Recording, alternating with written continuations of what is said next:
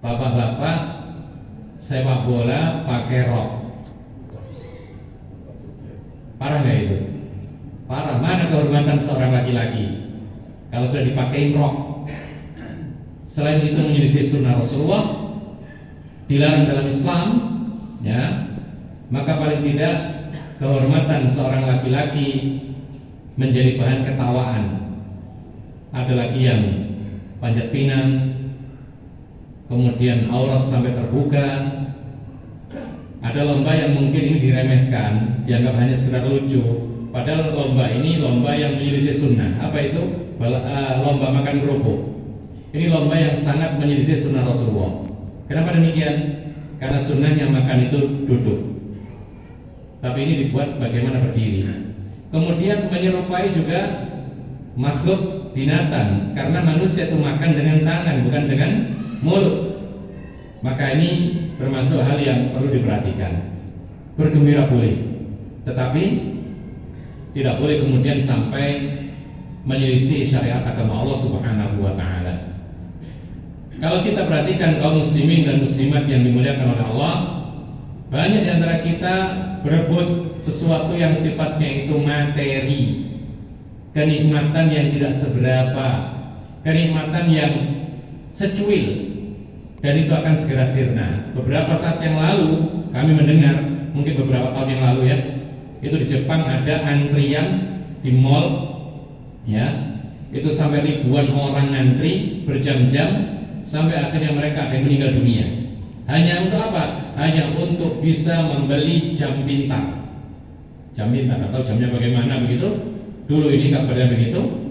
Jadi sampai berguguran, ada yang pingsan, ada yang kehabisan oksigen, meninggal dunia dan seterusnya, hanya untuk membeli jam pintar yang sekarang ini sudah mungkin tidak laku. Apa artinya? Kadang-kadang manusia itu tertipu dengan dunia, sehingga mengorbankan segala sesuatunya hanya untuk mendapatkan kenikmatan dunia yang sebentar, yang menipu, yang tidak abadi, tidak kekal selama-lamanya. Dan ingat, Allah menyebutkan mata'ud dunya qalil, disebutkan kenikmatan dunia itu sedikit dibandingkan dengan akhirat. Disifati oleh Allah Subhanahu wa taala mata'ul ghurur. Kenikmatan dunia adalah kenikmatan yang menipu. Bagaimana tidak? Ketika kita belum memiliki, rasa ingin sekali memiliki, betapa nikmatnya memiliki nikmat dunia. Tapi ketika sudah dapat, dirasakan nikmat, setelah itu nggak ada, hambar.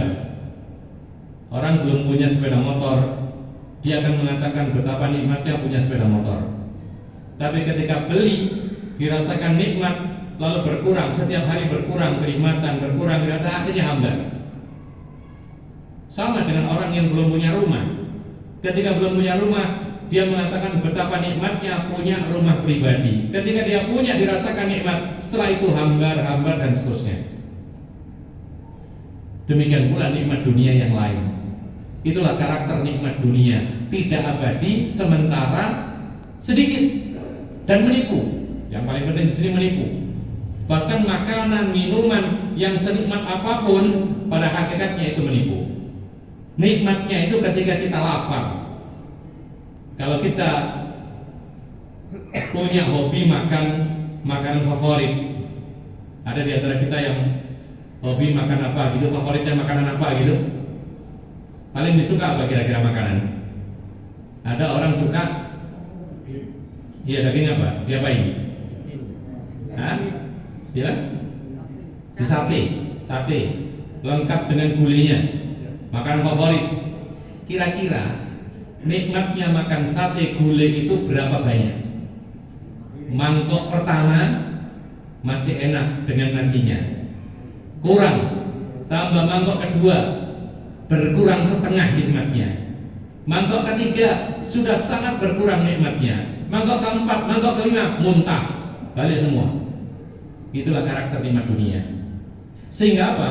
Sehingga kadang-kadang manusia ini lupa. Dia berlomba-lomba dan sibuk mengejar dunia, dan akhirnya lupa, tidak perhatian, dan tidak pernah atau tidak mau berlomba-lomba untuk urusan yang lebih penting, yaitu untuk urusan akhiratnya. Orang hanya berbekal, mencari bekal banyak-banyak hanya untuk urusan dunia yang sebentar lagi ditinggal, sehingga melupakan yaitu bekal yang sesungguhnya, kata Allah Subhanahu wa taala, wa tazawwadu fa inna khairaz zadit taqwa. Carilah bekal sebanyak-banyaknya, tapi kata Allah Subhanahu wa taala, sebaik-baik bekal itu adalah ketakwaan, amal salih. Itu bekal kita. Mestinya bagaimana? Mestinya boleh kita berlomba-lomba dalam urusan dunia, tapi jangan sampai melalaikan kita untuk berlomba-lomba urusan akhirat. Kaum muslimin dan muslimat yang dimuliakan oleh Allah, salah satu bentuk orang tertipu, salah satu bentuk manusia tertipu dengan urusan dunia, sehingga kemudian melalaikan urusan yang lebih penting, yaitu akhiratnya, adalah ketika dia sibuk mencari dunia, lalu ketika dipanggil oleh Allah untuk melaksanakan tugas sebagai hamba Allah, dia tidak perhatikan. Ada seperti itu? Banyak. Kerja, cari uang. Ketika dipanggil untuk sholat, diabaikan. Ini orang-orang yang tertipu dengan kenikmatan dunia. Padahal kalau dia dapat sebanyak apapun, ditinggal, tidak dibawa. Orang meninggal hanya dipakai kain kafan, tidak ada sakunya, apalagi tas tenteng, apalagi koper ransel, tidak ada.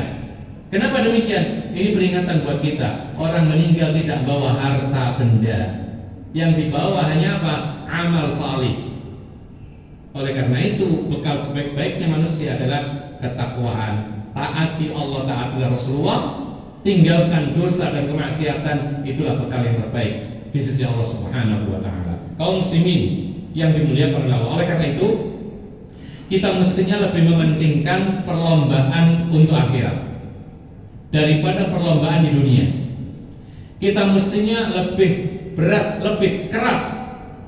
Jangan sampai kita kalah dalam urusan akhirat, amal saleh, ketakwaan, cari pahala. Ini mestinya lebih kita perhatikan. Kenapa demikian? Yang pertama, karena Allah Subhanahu wa taala memerintahkan kita untuk berlomba-lomba dalam hal kebaikan dan takwa. Fastabiqul khairat. Yang namanya fastabiqu, kalau kita berlomba, ibaratkan kita lomba lari, maraton. Pasti kita persiapan, betul ya? Persiapan fisik, mental, semuanya dipersiapkan. Karena ada orang itu hanya siap fisik, mentalnya tidak mental juara. Ya, disebutkan sebagian orang ada suatu tim yang mental, yang kuat fisiknya, tapi mentalnya nggak kuat. Ketika di ujung acara, ketika final, mesti kalah. Ini mentalnya nggak siap juara ini. Padahal secara kekuatan perhitungan akal dia akan menang, tapi karena mentalnya nggak bisa kuat, maka dia kalah akhirnya. Nah, kaum muslimin yang dimuliakan oleh Allah, Allah memerintahkan dalam Al-Quran surat Al-Baqarah ayat 148, berlomba-lombalah kalian dalam kebaikan. Yang namanya lomba, pertandingan, berpacu, itu ada persiapan fisik dan mental, ada strategi, ya. Bagaimana supaya dijaga, bagaimana ketika dia menjalani lomba ini tetap stamina bagus, jangan patah di jalan, sampai selesai dalam keadaan bagus. Itu yang namanya lomba. Demikianlah Allah memerintahkan kita lomba untuk menuju akhirat. Strategi dipersiapkan, bagaimana kita pergerakannya, bagaimana kita tidak loyo, bagaimana kita siap dari awal sampai akhir. Itulah yang diperintahkan oleh Allah Subhanahu wa taala. Dan Allah sendiri juga mengatakan dalam ayat yang lain, Al-Hadid, surat Al-Hadid ayat 21, Allah Subhanahu wa taala mengatakan, sabiqu ila magfiratin min rabbikum wa jannatin arduhas samawati wal ardh. Kata Allah Subhanahu wa taala, berlombalah kalian, dahului orang lain dalam urusan apa? Mendapatkan ampunan Allah dan untuk masuk dalam surga. Yang mana kata Allah Subhanahu wa taala,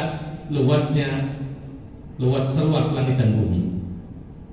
Maka ayat-ayat seperti ini kalau kita perhatikan, itu memerintahkan kita untuk berpacu, berlomba, jangan sampai kalah dalam urusan pahala, kebaikan, termasuk diantaranya sedekah, sholat, berakhlakul karimah, dan lain sebagainya. Dalam urusan dunia tidak mengapa kalah. Dalam urusan dunia tidak mengapa kita katakan silakan, situ yang duluan, saya kedua, saya ketiga, saya terakhir, tidak apa-apa. Dan itu sifat orang yang beriman. Sifat orang yang beriman kalau dalam urusan dunia itu mengalah. Bagaimana Allah menceritakan orang-orang Ansor, mereka orang-orang yang ada yang kaya. Ketika peristiwa hijrahnya orang-orang yang tertindas dari Mekah karena mereka berpegang kepada Islam, Rasul memerintahkan hijrah ke Madinah. Lalu Rasulullah pun juga hijrah akhirnya ke Madinah, menjadi orang Madinah sampai meninggal dunia. Nah, saat itu kaum muslimin yang dimuliakan oleh Allah, Allah menyebutkan ciri khas sifat khusus yang dimiliki oleh orang-orang yang beriman dan bertakwa, yang dimiliki oleh orang-orang Ansar. Apa itu mereka? Kata Allah Subhanahu wa taala, "Wa yu'thiruna 'ala anfusihim walau kana bihim khassasah." Mereka mengutamakan saudara-saudaranya yang datang dari Makkah ke Madinah, yang hijrah, diberikan semua apapun yang mereka miliki, walau kana bihim khassasah, padahal mereka sendiri butuh. Coba lihat bagaimana ini istilah yang dikenal dengan dalam bahasa Arab namanya ithar, yaitu mendahulukan kebutuhan orang lain daripada dirinya. Dia sudah ada, tapi dia karena betul-betul kurang, diberikan apa yang diberikan, apa yang dia punya.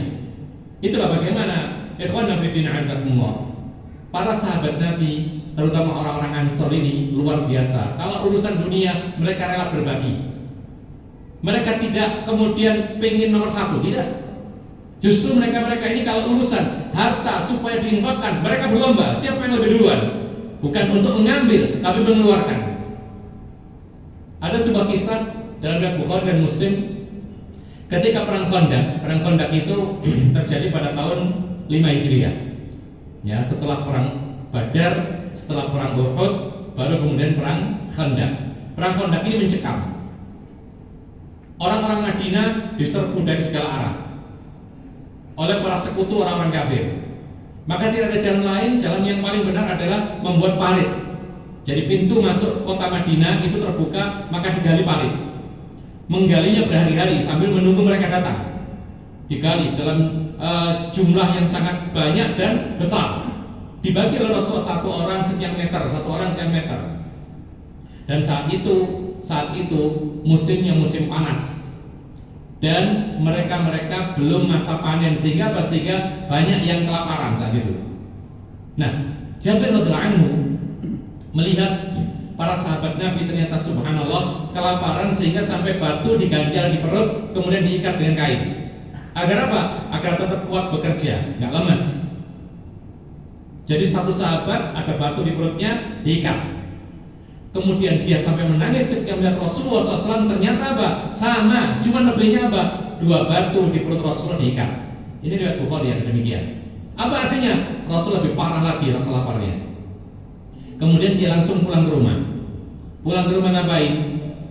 Pulang ke rumah menemui istrinya. Jabir ini mengatakan, "Wahai istriku, kita punya apa?"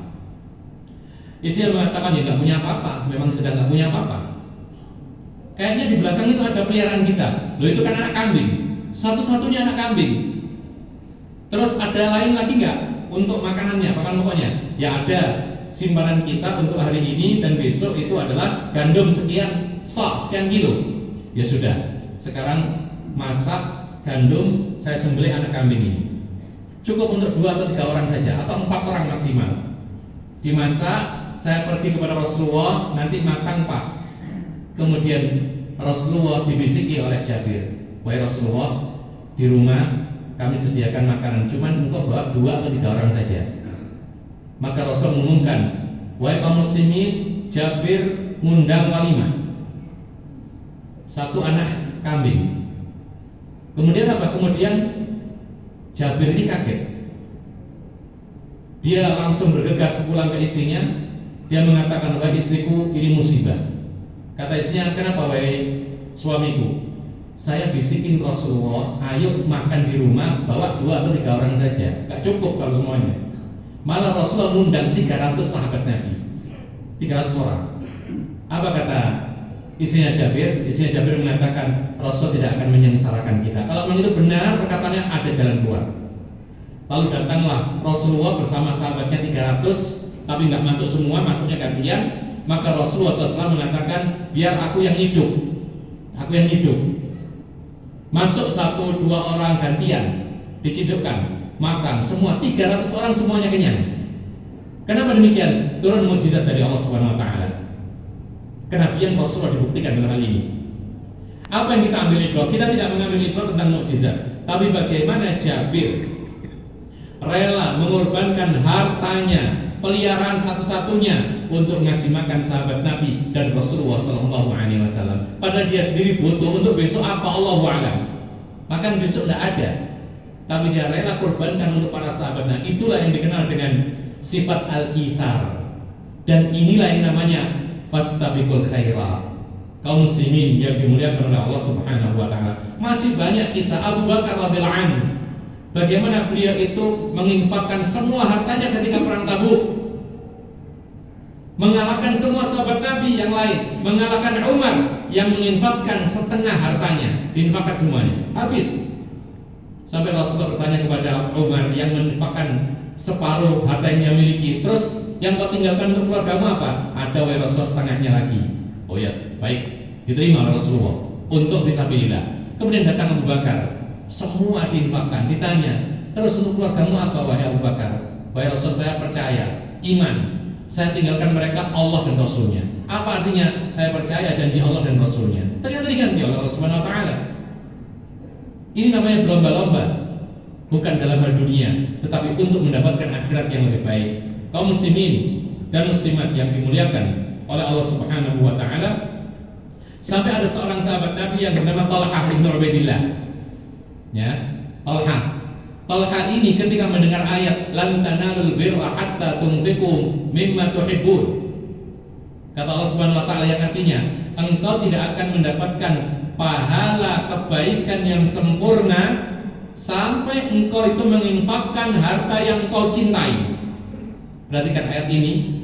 Ketika Talha ini mendengar ayat ini, dia langsung mikir, harta yang paling aku suka tidak ada lain, Bairuha, kebun kurma yang besar ini, yang rindang, yang banyak buahnya, yang ada aliran airnya, yang tidak merepotkan, ini yang paling aku suka. Maka langsung datang kepada Rasulullah, dia mengatakan, wahai Rasulullah, Allah mengatakan demikian dalam Al-Quran, maka saat ini kebun kurma yang paling aku suka, aku cintai, aku infakkan di jalan Allah Subhanahu wa taala. Perhatikan, dia pilih yang terbaik kalau untuk urusan akhirat. Kemudian diganti oleh Allah Subhanahu wa taala dan dia betul-betul yakin bahwasanya wa ma anfaqtum min syai'in fa huwa yukhlifu. Apapun yang kau infakkan di jalan Allah pasti diganti oleh Allah Subhanahu wa taala. Kalau kita kan enggak. Kalau kita untuk donasi susah. Untuk hal-hal yang sifatnya betul-betul ini adalah kepentingan umat, kita buka dompet, kita cari yang paling minim angkanya. Andaikan ada cering, kita kasih cering. Nah, ini seperti ini, tidak mencerminkan sifat orang yang beriman yang sempurna. Kemudian kaum muslimin, Talha ini sendiri di akhir hayatnya diceritakan dalam kisah-kisah perang Uhud. Setelah perang Uhud dia sempat diberikan umur agak panjang, tapi setelah perang Uhud tangannya buntung nggak ada. Kenapa? Ternyata tangannya ini putus karena saat perang Uhud beliau menjadi tameng Rasulullah ketika diserbu oleh musuh. Dia menjadi tamengnya Rasulullah, kemudian dibabat tangannya habis. Dan akhirnya apa? Akhirnya dia menjadi seorang yang buntung tangannya. Untuk apa? Untuk berlomba-lomba dalam kebaikan, membela Rasulullah dan membela agama Islam. Kemudian kaum muslimin yang dimuliakan oleh Allah Subhanahu wa ta'ala adalah Sa'ad bin Rabi'. Sa'ad bin Rabi' ini orang Madinah asli, termasuk Ansar. Ketika kedatangan kaum Muhajirin, Rasulullah pasang-pasangkan sebagai saudara, jadi untuk ditolong. Jadi dahulu itu ada istilah persaudaraan muslim. Persaudaraan muslim bagaimana? Jadi persaudarakan seperti saudara kandung, sehingga saling menolong. Jadi yang susah ditolong oleh yang tidak susah. Maka yang dipersaudarakan diantaranya adalah Abdurrahman ibnu Auf. Antum pernah mendengar nama ini? Nama ini kalau disebut itu menjadi simbol kekayaan para sahabat. Abdurrahman ibnu Auf diantaranya, ada yang lain juga. Nah, Abdurrahman ibnu Auf ini ketika datang dari Mekah ke Madinah hijrah, tidak punya apa-apa, karena memang nggak bisa bawa apa-apa. Dulu lain dengan sekarang. Kalau dulu ketika dia tinggalkan kampung halaman, tidak bisa bawa kecuali apa yang bisa dibawa. Kalau sekarang kan bisa bawa rekening, kan gitu, ya, gampang sekarang. Dulu enggak, ditinggalkan kampung halamannya, harta bendanya, yang bisa dibawa adalah barang-barang yang bisa dia kenakan dalam sehari-hari, kendaraan itu saja. Nah, sampai Madinah habis. Kemudian Rasul persaudarakan dengan Ar-Rabi, Sa'ad bin Rabi. Kemudian apa kata beliau? Beliau mengatakan, semua yang aku miliki aku bagi dua, setengahnya ambil. Wahai Abdurrahman bin Auf. Bahkan dia mengatakan, termasuk istri saya, dua. Abdurrahman bin Auf belum punya istri. Kemudian dia mengatakan, istri saya dua, saya akan pisahkan satunya kalau kamu mau. Tapi itu ditolak. Kemudian dia hanya minta ditunjuki mana pasar. Kemudian dia berdagang semampunya, seadanya. Ternyata apa? Ternyata Allah SWT mudahkan berdagang. Akhirnya dia menjadi orang kaya. Di sini yang luar biasa adalah bagaimana Sa'ad bin Rabi, dia rela berbagi dengan orang yang tidak ada kaitan kerabat kecuali karena iman. Dibagi berdua. Dan masih banyak bagaimana para sahabat Nabi ini menceritakan, yaitu bagaimana penerapan fastabiqul khairat ini. Kemudian kenapa kita harus berlomba-lomba, lebih mementingkan berlomba dalam urusan akhirat dan ketakwaan serta cari pahala? Di antara sebabnya adalah karena umur kita adalah umur yang sedikit, dan yang namanya umur ini penuh misteri. Ya, umumnya kata Nabi SAW, a'maru ummati ma baina sittina ila sab'in. Umumnya ini kata Nabi SAW, umur umatku ini ya biasanya antara 60 sampai 70 tahun. Dikit yang melampaui itu. Kurang juga ada, bahkan kurang dari 60 sampai meninggal dunia. Bahkan orang yang tadinya kita tidak sangka-sangka akan meninggal dunia mendahului kita. Yakin pasti. Antum di sini ada yang umur 40? Ada? Umur 40 ada? Ada. Ada enggak antum jumpai orang yang antum kenal di bawah antum umurnya dan sudah meninggal? Ada. Apa maksudnya ini? Maksudnya meskipun Rasulullah mengatakan antara 60-70, tapi yang namanya kematian itu misteri. Datang tiba-tiba tidak pandang umur. Ya. Dan itu kita tahu sendiri, dialami oleh saudara-saudara kita, kawan-kawan dekat kita. Ya.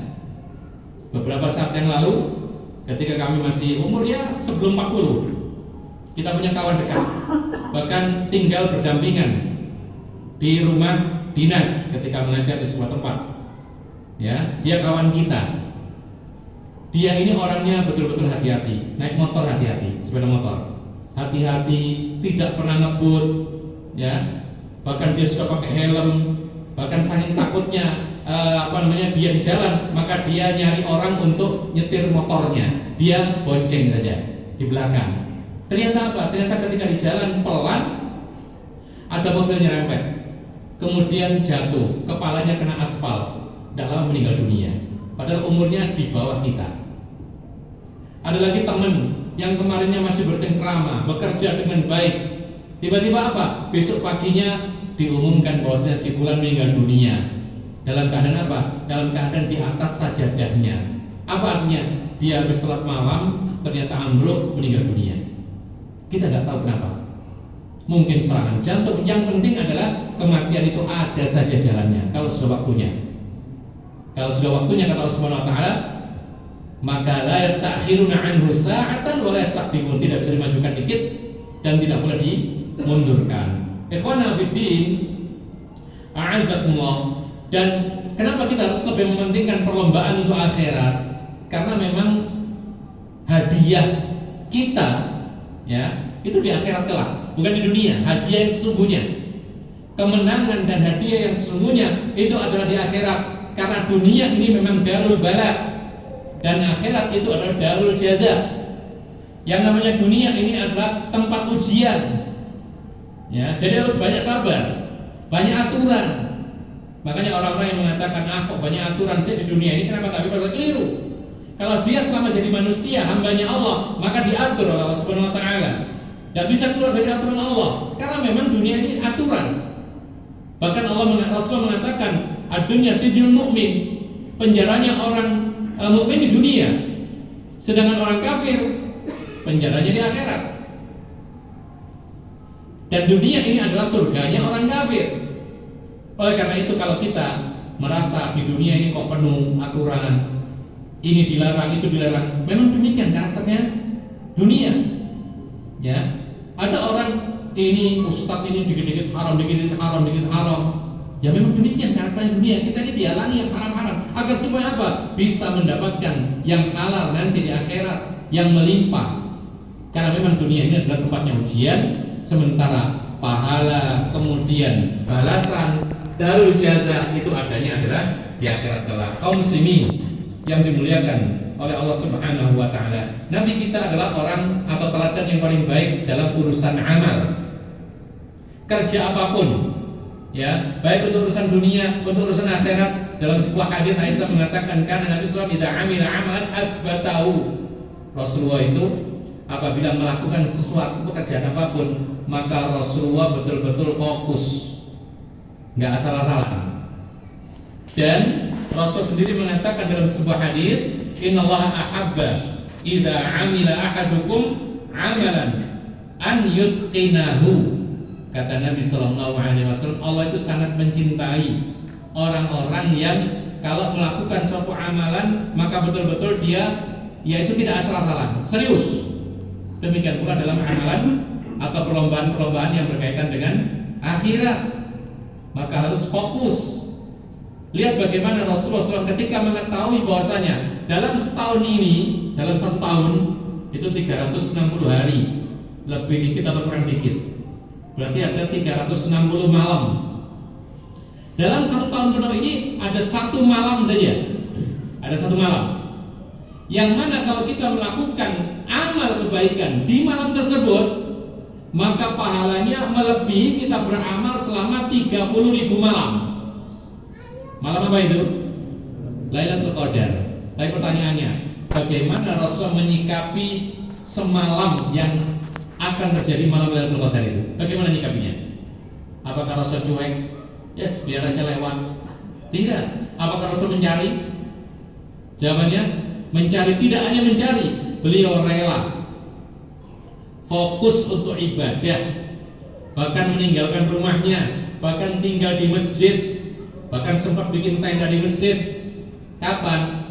Tidak seperti kita kadang-kadang hanya ganjil-ganjilnya saja. 10 hari 10 malam terakhir Ramadan dia fokus ibadah di masjid, meninggalkan rumahnya, meninggalkan dunianya, meninggalkan aktivitas yang lain, rela mengorbankan harta benda, waktunya 10 hari 10 malam terakhir Ramadan di masjid. Hanya untuk apa? Hanya untuk ingin mendapatkan keutamaan amalan di malam Lailatul Qadar, yang mana Allah mengatakan Lailatul Qadri khairun min alfi syahr. Satu malam Lailatul Qadar itu pahala kebaikannya itu lebih daripada 1000 bulan kita berbuat seperti itu. Jadi kalau kita misalnya sholat, ternyata saat itu adalah Lailatul Qadar, semalam itu kita sholat, kebetulan itu Lailatul Qadar, ya, maka pahalanya sama dengan kita ini sholat seperti itu lebih daripada 30.000 malam lamanya. Umur kita nggak sampai 30.000 malam, ya, umur kita paling cuma berapa? Tapi fadilah keutamaan malam Lailatul Qadar seperti itu. Dan Rasul, makanya Rasul rela mengorbankan waktunya untuk mencari satu malam yang utama ini. Demi apa? Fastabiqul khairat tadi. Dan para sahabat pun berbondong-bondong. Bahkan para ulama mengatakan, padahal Allah tidak menyebutkan apa sih fadilah keutamaan pahalanya i'tikaf. Tidak ada. Tapi karena apa? Karena amalan di dalamnya itu, ya, luar biasa melampaui amalan-amalan yang lain pahalanya, dikejar oleh Rasulullah dan para sahabatnya. Oleh karena itu kaum muslimin dan muslimat yang dimuliakan oleh Allah, banyak sekali contoh-contoh kalau kita lihat bagaimana para sahabat Nabi. Sahabat itu adalah generasi terbaik yang pernah dikatakan oleh Nabi SAW, khairun nasi qarni, sebaik-baik generasi adalah generasi zamanku. Siapa mereka? Para sahabat Nabi. Makanya Allah menyebutkan was-sabiquna al-awwaluna minal muhajirin wal ansar walladzina tabauhum bi ihsanin radhiyallahu anhum wa radu an. Ini rahasia kenapa sih kalau disebut sahabat Nabi itu gelarnya doa radhiyallahu anhu. Apa artinya radhiyallahu anhu? Semoga Allah meridhoinya. Kenapa kok yang lain tidak disebut radhiyallahu anhu? Misalnya kita menyebut Imam Syafi'i, tidak disebut radhiyallahu anhu, tapi disebut rahimahullah. Semoga Allah merahmatinya. Karena Allah menyebutkan mereka radhiyallahu anhum wa radu an. Ini rahasianya. Karena mereka umat terbaik, karena mereka dipilih oleh Allah Subhanahu wa taala untuk hidup sezaman dengan Nabi Muhammad SAW, dan mereka termasuk penyampai risalah yang disampaikan oleh Nabi Muhammad SAW. Ma'asyiral muslimin rahimakumullah. Ada sebuah kisah yang disebutkan di dalam Bukhari dan Muslim, hadis Bukhari dan Muslim, bagaimana ketika orang-orang Muhajirin, tadi kita sampaikan orang-orang Muhajirin itu meninggalkan Makkah, meninggalkan kampung halaman, meninggalkan harta bendanya, meninggalkan rumahnya, datang ke Madinah, otomatis mereka rata-rata dalam kondisi gak punya apa-apa, miskin. Bahkan di antara mereka ada yang tinggal di serambi masjid, disebut Ashabus Suffah. Ada 70-an orang kira-kira. Nah, ada orang-orang Ansor, orang-orang yang kaya, orang punya. Mereka lapor kepada Rasulullah. Orang-orang Muhajirin yang miskin ini melapor kepada Rasulullah. Datang kepada Rasulullah, Rasulullah tanya ada apa? Mereka mengatakan, wahai Rasulullah, kami sholat dapat pahala, ya. Mereka orang-orang kaya juga sholat sama. Kami puasa, mereka juga puasa, ya, sama wahai Rasulullah. Cuman masalahnya mereka bisa sedekah karena mereka punya, sementara kami tidak bisa sedekah. Gimana ini? Kita ketinggalan. Apa kata Rasulullah? Oh baik, kalau gitu kalian banyak-banyak zikir, subhanallah, alhamdulillah, akbar. Itu bisa melampaui sedekah mereka. Akhirnya mereka pulang gembira. Alhamdulillah dapat amalan yang diajarkan oleh Rasulullah dan bisa mengungguli sedekahnya orang kaya. Maka mereka rajin sedekah, berzikir karena mereka merasa bisa menyamai orang-orang kaya dengan sedekah. Tapi mereka nggak bisa sedekah, disamai dengan amal soleh berupa zikir. Terus kemudian orang-orang kaya, orang-orang Ansor mendengar, oh ternyata zikir bisa mengungguli orang-orang yang sedekah. Maka mereka pun akhirnya zikir juga. Akhirnya apa? Akhirnya orang-orang kaya ini sudah sholat iya, puasa iya, sedekah iya, tambah zikir lagi. Orang miskin sholat, zakat, puasa, zikir, tetap gak bisa sedekah. Datang lagi kepada Rasulullah, lapor lagi.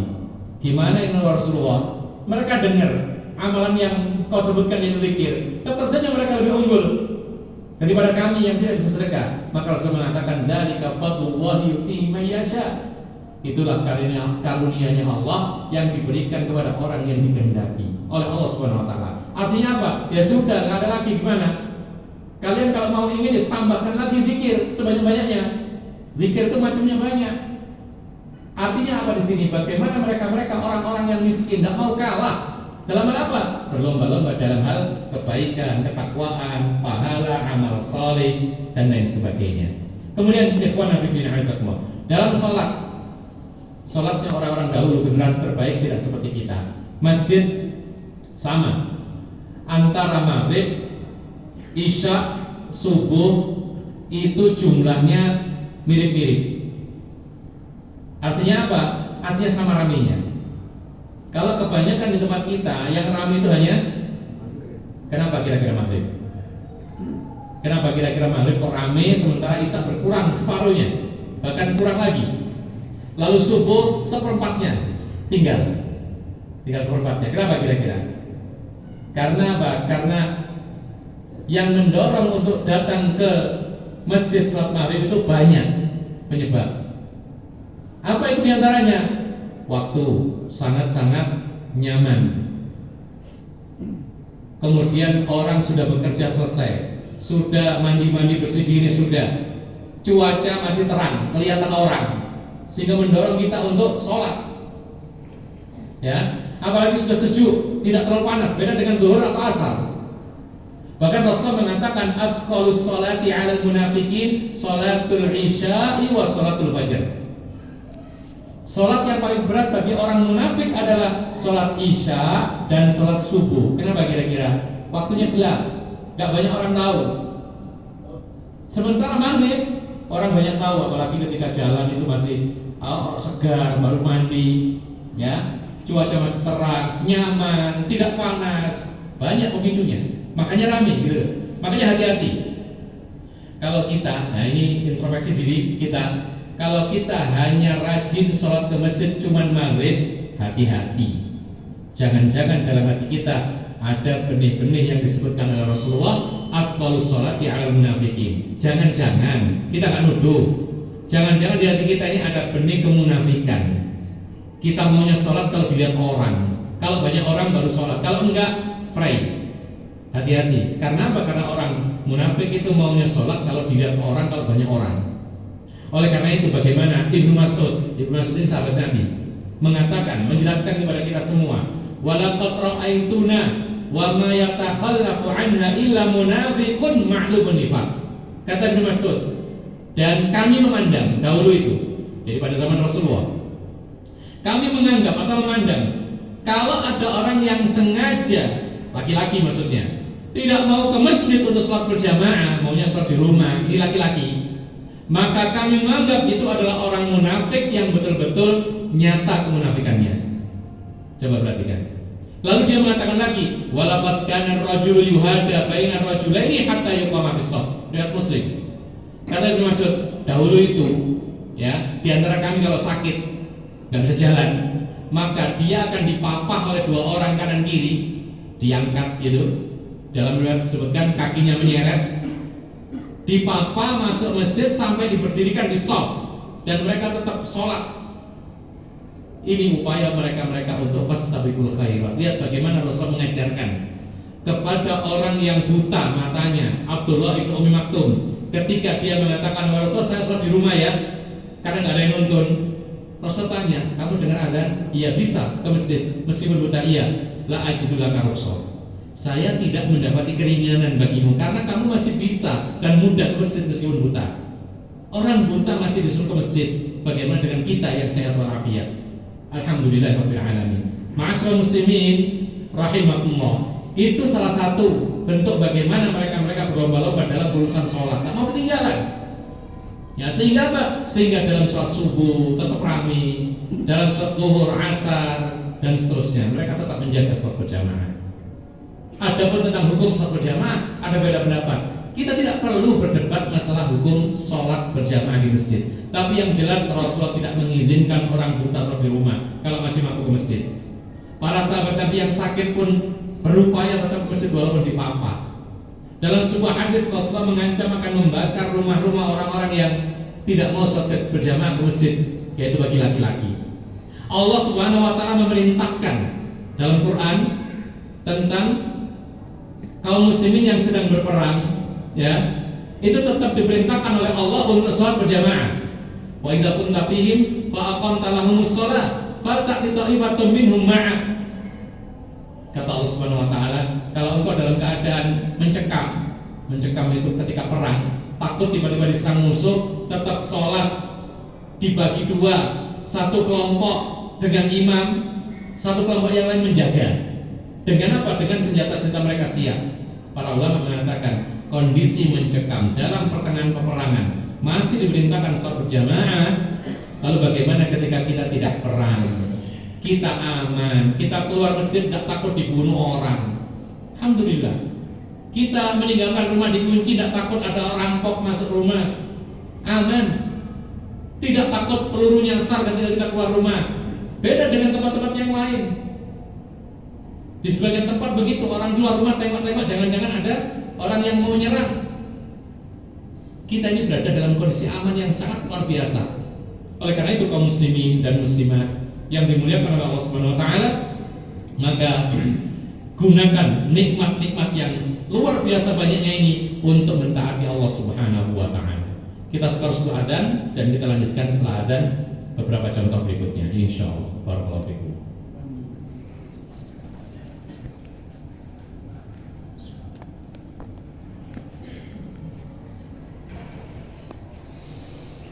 Allahu Akbar, Allahu Akbar,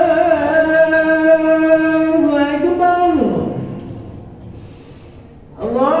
Akbar, Allahu Akbar.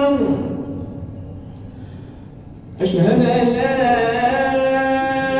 ilaha illallah.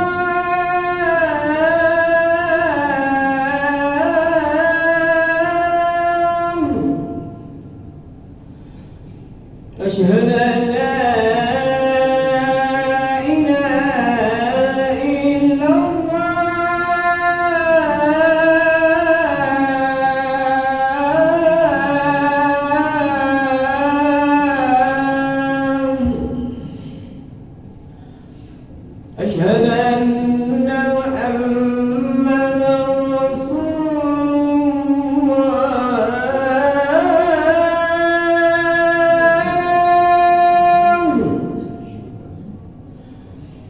أشهد أن محمدا رسول الله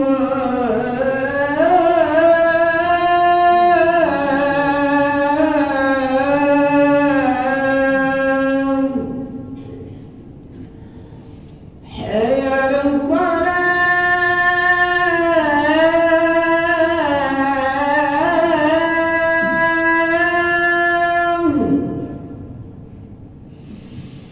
حي على الصلاة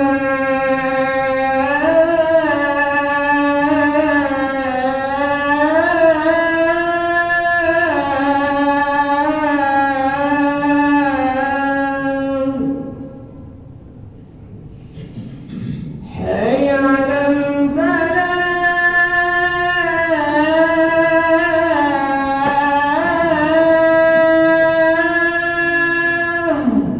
الله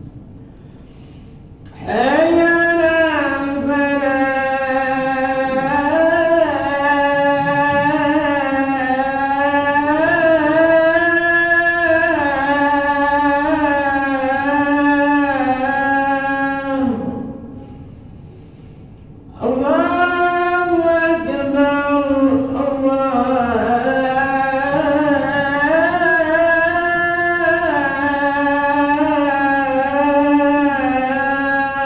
الله أكبر لا إله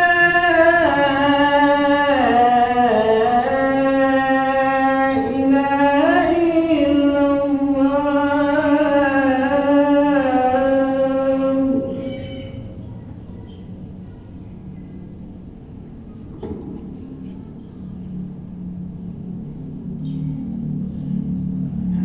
Kita sambung kembali, masih menceritakan bagaimana para sahabat Nabi generasi terbaik melaksanakan perintah Allah Subhanahu wa taala, fastabiqul khairat, dan firman Allah yang lain, wasari'u ila magfiratin min rabbikum wa jannah. Diperintahkan untuk berlomba-lomba dalam hal setiap kebaikan dan bergegas untuk mendapatkan ampunan Allah dan juga surga. Di dalam jihad fisabilillah, ini contoh bagaimana orang-orang ketika jihad, terutama waktu perang Uhud. Perang Uhud ini sudah mulai wajib. Kalau perang Badar itu tidak diwajibkan, karena saat itu tujuannya adalah yaitu mengambil alih barang-barang dagangan yang dibawa oleh orang-orang kafir Quraisy dari negeri Syam. Jadi tujuannya bukan perang, tapi hanya sekedar mengambil barang dagangan. Sehingga saat itu yang terkumpul hanya 300 orang laki-laki dewasa. Dan semua orang ikut. Dan ternyata terjadilah peperangan. Nah sekarang kemudian ketika di tahun berikutnya, tahun 3 Hijriah, itu Rasulullah SAW mendengar berita bahwasanya sekitar 3.000-an orang kafir Quraisy berangkat dari Mekah hendak menyerbu orang-orang Madinah. Maka Rasul segera musyawarah, diajaklah musyawarah para sahabat Nabi. Ada yang mengusulkan kita song-song saja, nggak usah ditunggu. Ada yang mengusulkan ditunggu saja. Akhirnya sepakat berangkat. Akhirnya terjadilah peperangan di Lembah Uhud. Ya, Lembah Uhud itu dataran yang dekat dengan Gunung Uhud. Gunung Uhud, gunung yang terbesar di kota Madinah. Nah, sebelum peperangan ini, maka Rasulullah SAW mengecek siapa saja yang masuk nama-namanya. Maka saat itu banyak sekali anak-anak muda yang belum cukup umur ikut daftar. Kita sebutkan diantaranya yang dalam hadis sahih, Ibnu Umar datang kepada Nabi, wahai Rasulullah, saya ikut. Ikut apa? Jihad fisabilillah, perang Uhud. Dilihat Rasulullah, Ibnu Umar umurnya belum cukup, dicoret, suruh pulang. Kemudian ada lagi Usama bin Zaid dekat dengan Rasulullah, daftar juga, ingin ikut perang Uhud. Tidak boleh sama Rasulullah pulang, belum cukup umur, karena batasan umur berperang adalah 15 tahun. Usama bin Zaid masih 14 atau 13. Datang kemudian Al-Bara bin Azib, sama, masih kecil, ditolak oleh Rasul, pulang lagi. Lalu Zaid bin Thabit yang kemudian jadi penulis wahyu, ditolak juga untuk perang Uhud karena umurnya belum genap 15 tahun. Ada lagi Umar bin Abi Waqqas, ditolak padahal mereka ingin ikut jihad fisabilillah. Ditolak semua karena belum cukup umur. Datang Rafi' bin Khadij. Rafi' bin Khadij ini umurnya 14 tahun. Secara hitungan tidak masuk. Dicoret juga oleh Rasulullah. Lalu datang ayahnya. Wahai Rasulullah, Rafi' bin Khadij ini anak saya masih kecil, tapi dia ahli memanah. Silakan dicoba. Maka Rasul terima. Rafi' bin Khadij umurnya masih kecil, belum genap 15 tahun. Musuhnya nggak boleh ikut perang, tapi dimasukkan karena dia punya keahlian. Keahliannya orang dewasa. Rafi' bin Khadij punya teman namanya Samurah bin Jundub, teman main, sama-sama kecil. Melihat, loh kok diterima teman saya? Datang kepada Rasulullah, kenapa saya nggak diterima? Itu teman saya diterima, umurnya sama, sepadan, sama dengan saya, belum 15 tahun. Kok diterima, saya tidak? Maka Rasulullah mengatakan, huwa ramin, dia ini ahli memanah, wahai Samurah bin Jundub. Apa kata Samurah? Samurah mengatakan, wahai Rasulullah, kalau saya diadu berkelahi dengan dia, saya pasti menang. Apa artinya? Dia punya keahlian untuk mengalahkan lawan, berkelahi, gula. Maka Rasul mengatakan, benarkah demikian? Iya. Rasul tanya kepada yang lain, oh iya wahai Rasulullah, benar, dia ini ahli kalau masalah berkelahi. Diterima juga. Akhirnya apa? Dalam perang Uhud itu ada 2 anak kecil yang ikut berperang, tapi dua-duanya punya keahlian. Yang satu ahli memanah, yang satu ahli bergulat. Mungkin kita mengatakan, terus kalau orang tua bagaimana? Apakah mereka tidak ikut? Apakah mereka ini tidak semangat untuk perang? Justru orang-orang tuanya pun juga berlomba-lomba ingin berangkat perang. Ada seorang namanya Abdullah bin Haram. Abdullah bin Haram ini umurnya di atas 80. Bisa dibayangkan, umur 80 itu kesehatan fisik bagaimana? Sudah sangat lemah umumnya. Ya, umumnya sangat lemah. Bagaimana larinya? Umumnya nggak bisa lari sudah.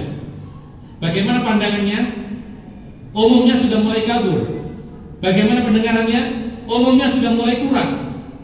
Bahkan mungkin fisiknya sudah lemah, sangat lemah. Bahkan ada orang yang umur 80 tahun itu tidak bisa jalan, sudah di atas kasur saja. Tapi dia tidak mau kalah. Yang namanya Abdullah bin Haram datang juga mendaftar, wahai Rasulullah, saya ikut. Kenapa dia ikut? Dia mengatakan, karena perang Badar saya nggak ikut, sekarang saya harus ikut. Kemudian dia kepada Rasulullah, orang tua renta, nggak mungkin ini. Ditaruh di mana orang tua seperti ini? Ngangkat senjata nggak kuat, lari nggak bisa, membela diri mungkin sulit. Dicoret oleh Rasulullah, nggak boleh. Kemudian dia ingin ikut, wahai Rasulullah, tetap ikut. Maka Rasulullah ingin dipertemukan dengan anaknya Jabir bin Abdillah, Jabir namanya. Ditemukan oleh Rasulullah Jabir dengan ayahnya. Wahai Jabir, sini. Ini ayahmu ngotot ingin perang. Sedangkan kamu bagaimana? Wahai Rasulullah, saya malah disuruh jaga anak-anak yang lain. Jadi punya anak 11 kalau nggak salah, masih kecil-kecil. Kemudian Jabir paling besar, sehingga Abdullah bin Haram menugaskan anaknya Jabir menjaga anak-anaknya. Biar saya saja yang ikut. Padahal oleh Rasulullah mestinya saya yang ikut, tapi ayah saya nggak mau. Apa kata ayahnya yang tua renta? Dia mengatakan, wahai Rasulullah, kalau bukan karena untuk surga, saya kasih tempat ini untuk anak saya. Akhirnya diizinkan oleh Rasulullah. Baru melangkah beberapa langkah, ditebas oleh orang kafir, mati. Syahid pertama perang Uhud bukan Hamzah, karena Hamzah kuat, sempat membunuh orang kafir. Tapi syahid pertama di perang Uhud adalah Abdullah bin Haram, ayahnya Jabir bin Abdillah.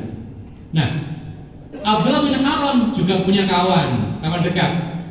Kan biasa kadang-kadang orang tua sama orang tua akrab, ke masjid bareng, baca Quran bareng, kan gitu. Nah, dia ini Abdullah bin Haram punya kawan dekat namanya Amr ibnul Jamuh. sama tuanya bahkan lebih tua, bahkan kondisi fisiknya lebih parah. Disebutkan dalam beberapa hadis, a'raj syadidul araj, betul-betul sangat-sangat pincang. Apa ini disebutkan demikian? Jadi kesehatan fisiknya sudah buruk, kakinya satu pincang, tidak bisa jalan. Terus untuk apa? Daftar dia kepada Rasulullah. Wahai Rasulullah, saya punya kawan sama-sama tua-tua juga.